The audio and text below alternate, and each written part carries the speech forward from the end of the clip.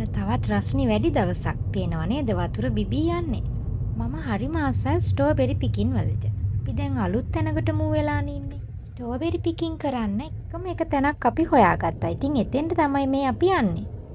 Google එකේ තිබ්බ විදිහට යන්න කලින් කෝල් එකක් දීලා එන්න කියලා තමයි තිබ්බේ. අපි කෝල් නම් දුන්නේ නැහැ. ඒ උනාට මෙතන අද ඕපන් කරලා තිබ්බේ. ඔන්න ඉතින් අපි ගියාට පස්සේ අපිට කඩන්න ඕනි විදිහ කියලා දුන්නා. අපිට කතුරක් දුන්නා. කතුරෙන් කපලා බකට් එකට දාගන්න කියලා කිව්වා. ඔන්න අපි දැන් ස්ට්‍රෝබෙරි කඩන්න තමයි හදන්නේ. මේ බලන්නකෝ හොඳට ස්ට්‍රෝබෙරි හැදිලා තියෙනවා. මම මේ හොයන්නේ ටිකක් ලොකුවට හැදුණු ගෙඩි. මම ටිකක් ලොකුවට හැදුණු ගෙඩි හොයනකොට මෙන්න මෙයා ගෙඩි කඩන්න පටන් අරන්. බලන්නකෝ මූණේ තියෙන හිනාව. මම කිව්වා ඉස්සරම මම කඩනවා වීඩියෝ කරන්න කියලා. හැබැයි මෙයා ඉස්සරම වැඩේ පටන් අරන්.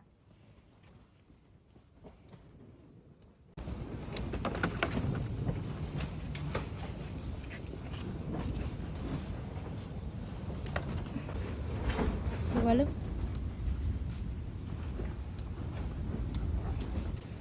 අපි මේ එළියකට යන්න දැන් අයියන්න. ගොඩක් ලොකු ගෙඩි තිබ්බ එළියට ආවම.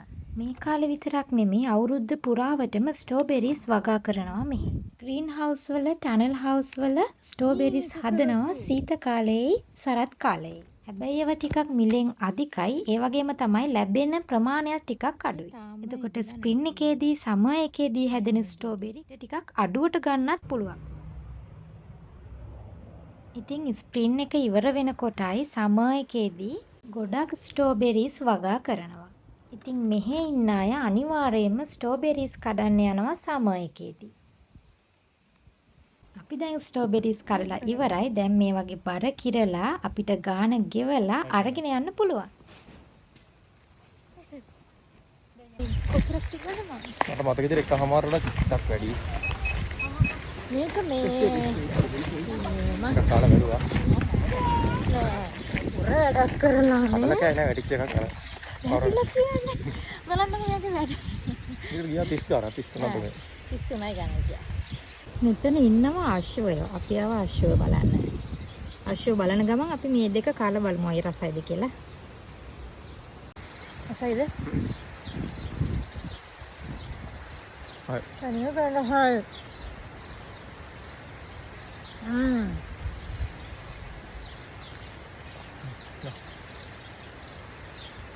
දැන් නම් වහිනවනේ අපි යමු දැන්.